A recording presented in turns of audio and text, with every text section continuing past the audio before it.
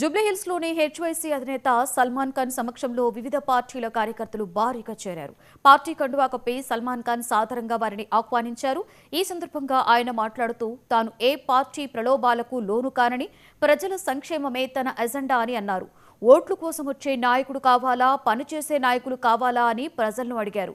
ఆలోచించి నిర్ణయం తీసుకోండని, ఇచ్చిన 6 వాగ్దానాలు అమలు చేస్తామని చెప్పారు. मेरी जो बेवा बहनें हैं उनको हर महीना 2000 रुपए दूंगा इंशाल्लाह। हर महीना 2000 रुपए इंशाल्लाह।